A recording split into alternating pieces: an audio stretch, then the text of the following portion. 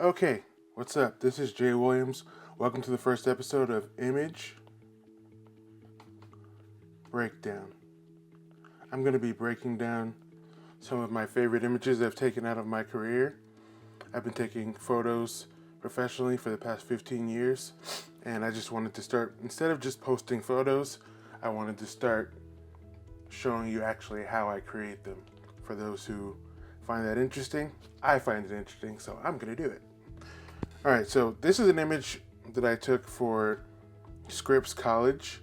I photographed their dance shows. The way it works is we do a rehearsal on Wednesday, and I photograph the rehearsal, so there's really no one in the audience. I can stand wherever I want to get the shots I need. And then that Friday, they have the actual show, and there is no one there taking photos. So I'm really excited about this one, especially because this is the first episode, but I've been showing everybody, and I wanted to show you guys.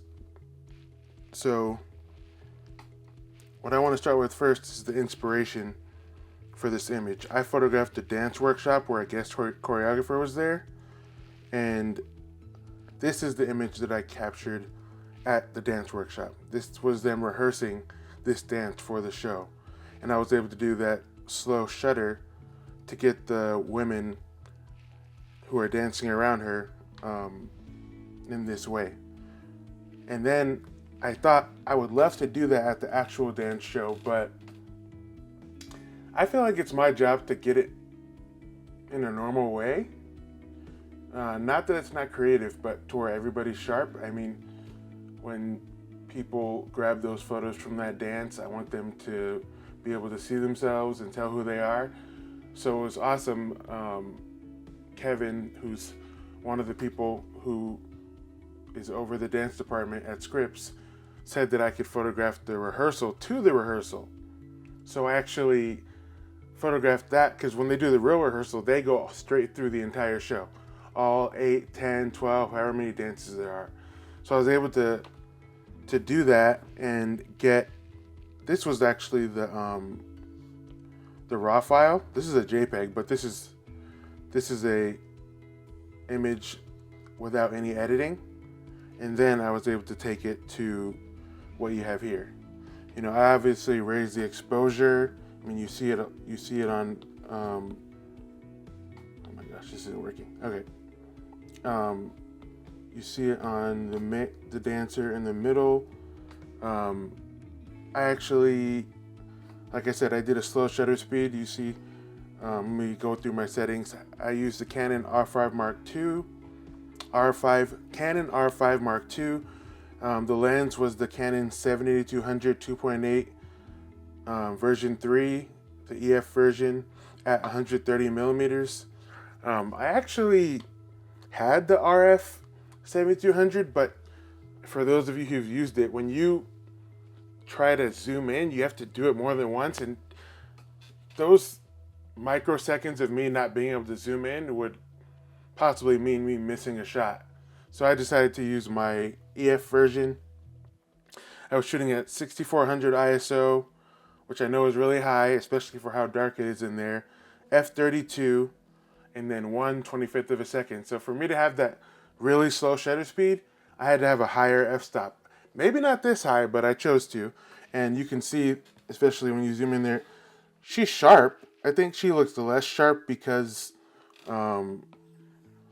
of the grain, but she's still sharp. And I also, this part of the image right here, if you saw that before, there was a gap between the dancers, and I didn't like that. So I took like 30 photos when they were going in circles around the dancer in the middle, and I just did a composite where I really removed the background of that area for another photo, and then was able to like copy and paste them on here. And if you zoom in, maybe you'll be able to tell, but most people wouldn't. But without that slow shutter speed, like I said, you wouldn't see these dancers it's really shutter drag.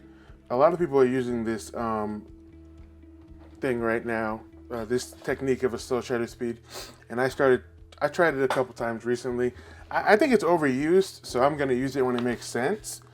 But also, if you see the blue area right here, that's what it looked like in the before, but I used a linear gradient in Lightroom, um, and I raised it a little bit, and I feel like it gave you kind of like a night sky kind of look, in my opinion, when you brought up the blue a little bit. And obviously I erased contrast and saturation and different things like that. And also, this is really a really center composition. I mean, this line wasn't great, but she's really like almost right in the middle. If I didn't do it quite in the middle, rule of thirds isn't always important.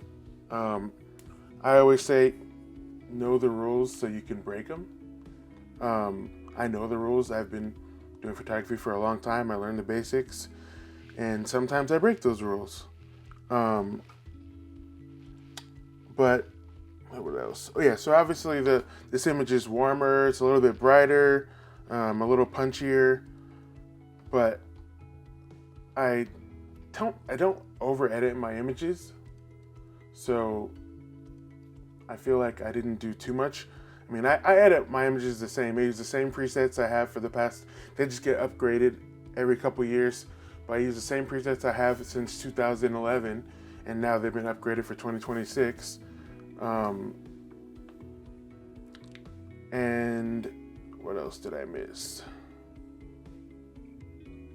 I think I covered everything. I'm really glad that, I want to say this, I'm really glad that you wore a white dress, because when I was in the rehearsal at that workshop, she was wearing a black dress, and I really feel like the white makes her stand out. I mean, I photograph weddings, and I always try to discourage people from wearing white when they're not the even at an engagement session. Sometimes I'll tell people that, because we can be at the beach and the sun is beating down, and can I take the photos and make them balanced? Yes, but I feel like vibrant colors a lot of the time are a good option. But I'm glad that they went with had her stand out and had her wearing the white here. And I think that's pretty much all I wanted to say. I love this image. I mean, I've been showing strangers in line at the grocery store. I've been texting it to people. And I'm really excited that I could break this image down for you guys for Image Breakdown Episode 1. And that's in the books. You guys have a good one. See you next time.